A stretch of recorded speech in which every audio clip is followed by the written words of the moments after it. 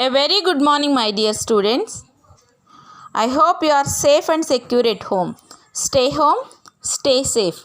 Welcome back to Social Studies Geography online class. Third lesson, Production and Employment. Third lesson, Production and Employment. In the previous class, we have discussed production and employment, some topics. Once again, revise our previous class. Our Indian economy divided into three categories: agriculture sector, industry sector and service sector. Agriculture sector means agriculture and related activities such as fishing, forestry, mining and where nature has dominant role in the production process. Next, industry. Industry sector, manufacturing process and other industries where goods are produced by people using tools or machines. So this is called industrial sector. Next, service sectors. Those activities that do not result in the good but provide services that are required in production and other services for people. This is service sector. GDP.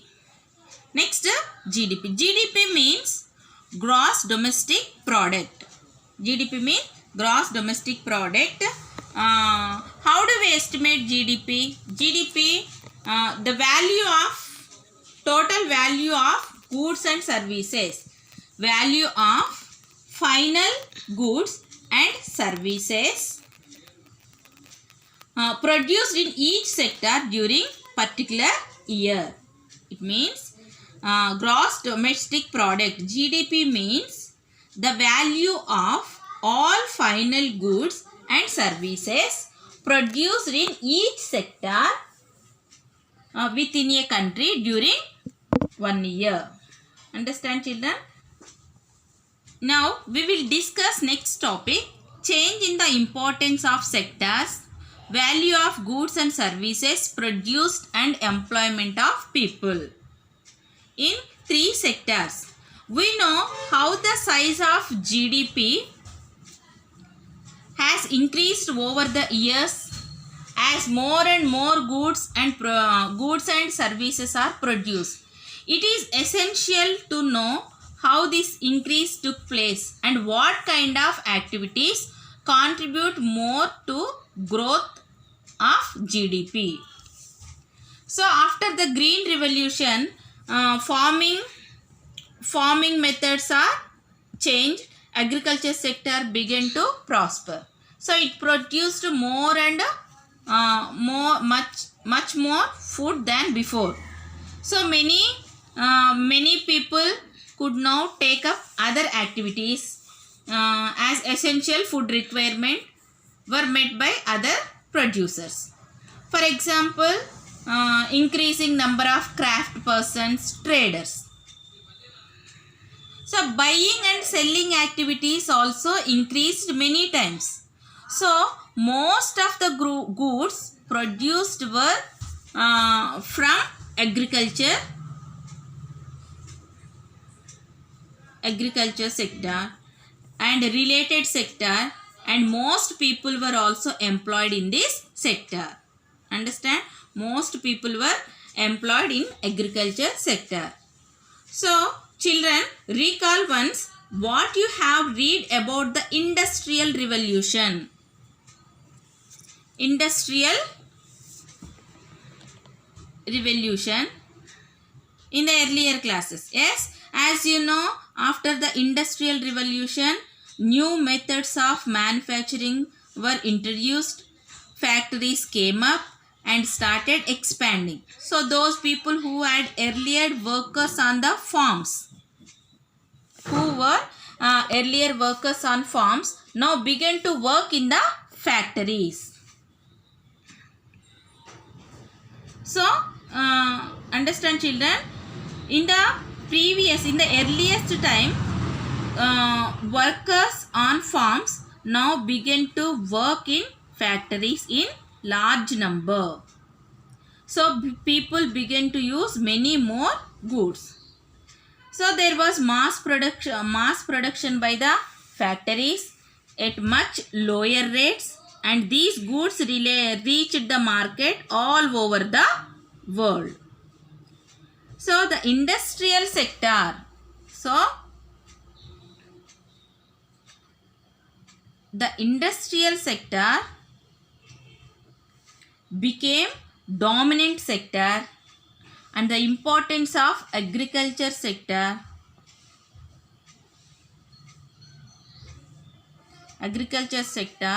both employment and production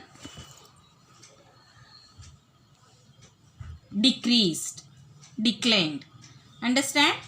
So the industrial sector became dominant sector, and the importance of agriculture sector, both employment and production, decreased. So in the past 50 years, there has been a further shift from industry to service sector for developed countries. So the service sector has become the most important sector in terms of total production. So most of the working people have also made in shift and are now employed in the service sector, industrial sector to service. Most of the people are shift from industrial sector to service sector. Understand, children? Now look at the pie chart. The contribution of various activities GDP has been presented for 2 financial years. GDP is made up of production from the 3 sectors: agriculture, industry and services. So services in turn are seen to comprised of 3 types: community, social and personal services, finance, insurance and real estate, trade, hotel, transport. For example, community, social and personal services, example public administration, defense, education, health, veterinary activities. Next, finance and insurance and real estate. So services of, for example, services of banks, post office, saving account, non-bank financial companies, life insurance, general insurance corporations. Now, so next, trade and hotel transport. Next, trade, hotel, transport and communications. Look at the pie chart, children. Share of different sectors in gross domestic product in 1973 to 74 and 2015 to 16. In agriculture sector, 43% share in GDP, and industry 22%, and remaining service sector, community, social 12%, finance and insurance 8%, and trade and hotel 15%, total 35%. Next, in 2015 to 16, agriculture sector share in GDP 19%, industry 28%, and service sector 12% in community, 22% service and finance, and 19% personal services. So total 53% share in GDP in service sector. So during the 43 years period, the output share of agriculture has fallen drastically. There was a small increase in the share of industrial output in GDP. In contrast to this, agriculture and industry, there is a tremendous increase in the share of service sector. Service activities two of three subsectors of service activities has expanded: community, service, finance, and personal communications. These all expanded. Next topic, employment, the working life in India. So the gross domestic product of a country has a close relationship with the total number of working people in the country. In every country as population increases, it is essential that the country provides opportunities for those who are looking for work. So according to the census of India 2011, out of 1,210 million persons in India, 460 million people are workers. 460 million people are workers. That is, people engaged in some productive activities. For example, look at the table, distribution of workers in India. Majority, once look at this table, agriculture sector, rural, urban, male and female, all workers. Agriculture sector, industry sector and service sector. So majority of the workers are working in, living in rural areas. Majority of workers in agriculture are living in rural areas. Most female workers are employed in the agriculture sector. Only a small section of female in industrial sector. So more than 90% of the urban workers are getting employed in the industrial and service sector. Compared to male and female workers are getting employment in industrial and service sector only. So why did not employed shift out of agriculture to agriculture sector? Because it is not enough jobs were created in the industry and service sector.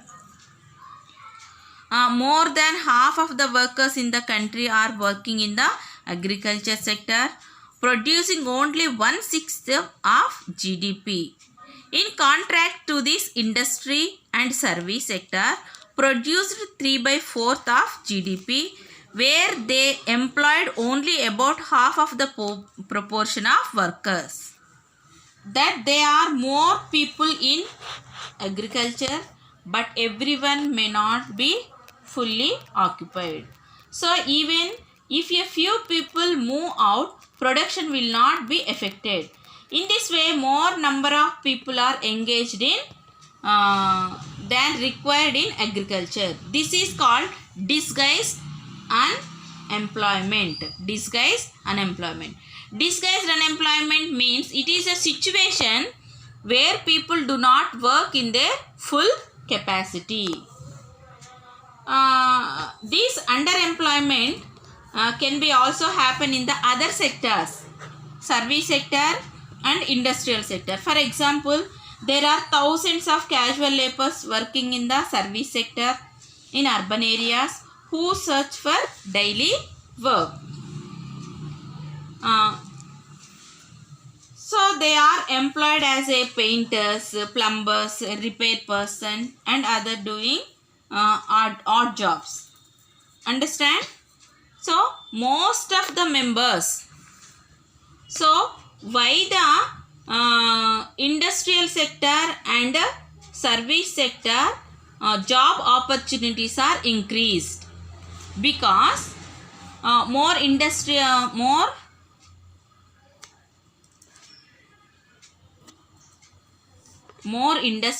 are launched in the second and third sector, and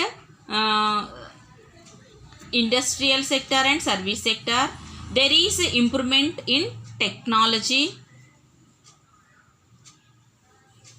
educational opportunities, opportunities are increased, globalization and better facilities, availability of capital resources for investment and training institutions for skilled persons. So that's why nowadays the job opportunities are increased in second and third sector, industrial sector and service sector. Next topic, organized and unorganized sector employment in India. Here given two examples. Look at these children. Here are given two examples. Narasimha working in organized sector and Rajeshwari working in unorganized sector. Narasimha works in a government office. He attends his office from 9:30 to 5:30 pm. He uses his motorbike to travel from his house to office, which is about 5 kilometers away. He gets his salary regularly at the end of the month, every month, deposited in his bank account. In addition to the salary, he also gets provident fund as per the rules laid down by the government. He also get medical and other allowances. So, Narasimha does not go to office on Sunday. This is a paid holiday. When he joined work, he was given an appointment letter stating all the terms and conditions of work. Next, Rajeshwari working in unorganized sector. Rajeshwari is working as a construction worker.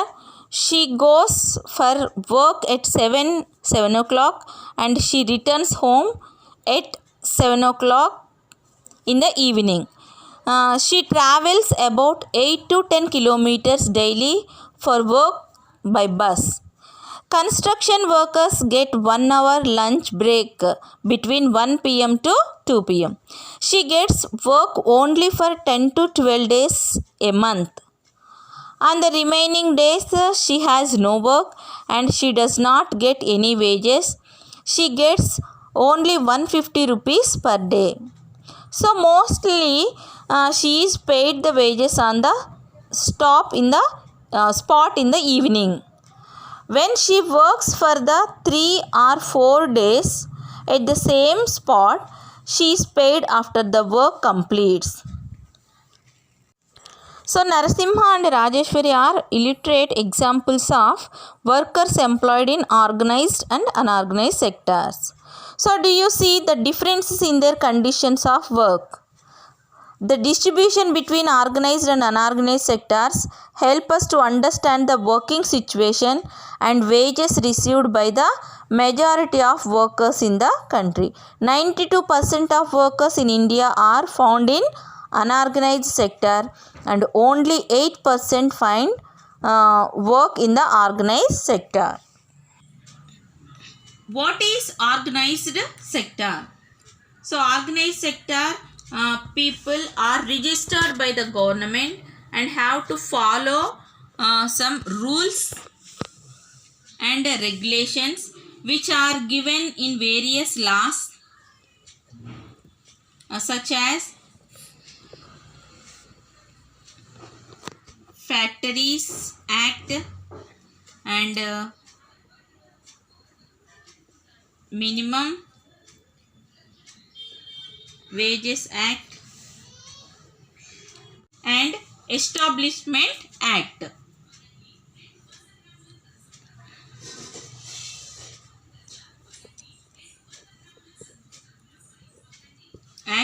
Etc. Understand, children? The sectors organized sector registered and followed government rules and regulations having employees and employers unions is called organized sector. They have some rules and regulations and government laws. Organized sector workers enjoyed job security of employment, and they are expected to work only for fixed hours fixed number of hours, and they work more, they have to be paid overtime by the employees. They also get several other benefits and they get paid leaves.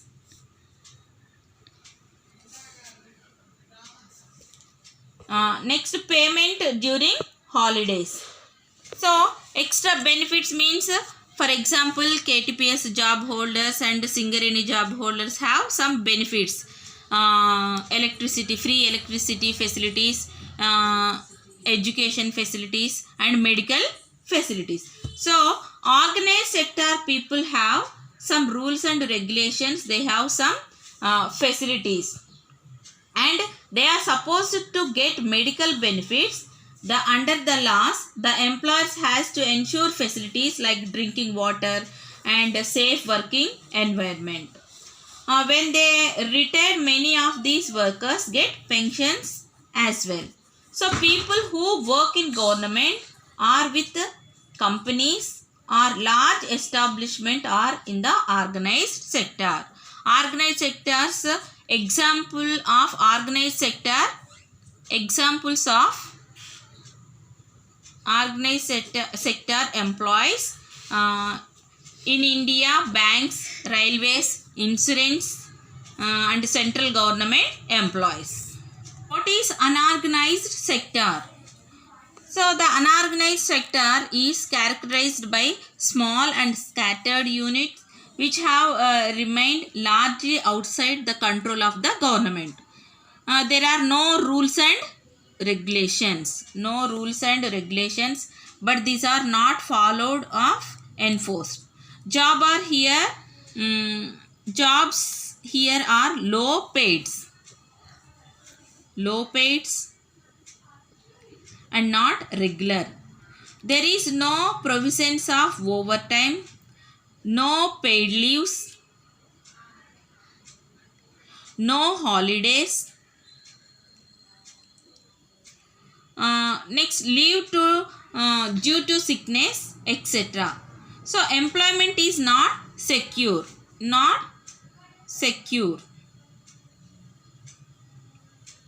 People can be asked to leave without any reason. And children, unorganized sector. So differences between organized and unorganized sector. Organized sector have rules and regulations.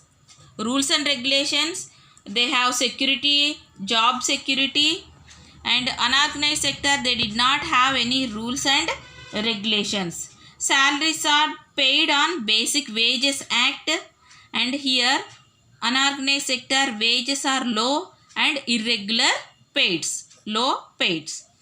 Workers are enjoy security of employment in organized sector. So here employment is not secured in unorganized sector. Employees can be forced to leave the job without any reason, but unorganized sector can be asked to leave the job without any reason. So unorganized sector, employees enjoy insurance and medical other benefits, provident fund, medical benefits, and educational benefits, free drinking water facility, free electricity facilities. But unorganized sector workers do not enjoy any insurance or medical claims. But organized sector constitute 8% of employment but contribute 50% to GDP. But unorganized sector gives employment to 90% but contribute GDP only 50%. Topic: how to create more and better conditions of employment. How to create more and better conditions of employment. In urban areas, can be taken to create employment in our urban areas. More infrastructure facilities like roads, buildings must be constructed, and SEZ, special economic zone must be created. Next, skill improvement centers must be started in urban areas. Next, market oriented techniques must be developed. More and more startups must be encouraged in urban areas. At the same time, in rural areas, government should give subsidies for young entrepreneurs and set up flour mills and opening cold storages, honey collection centers, food processing industries, and encouraging local arts and handicrafts, providing regular power supplies to industries. So these all measures should be taken to create employment in the urban areas as well as in rural areas. Okay children, hope you all understood the topic production and employment. Thank you.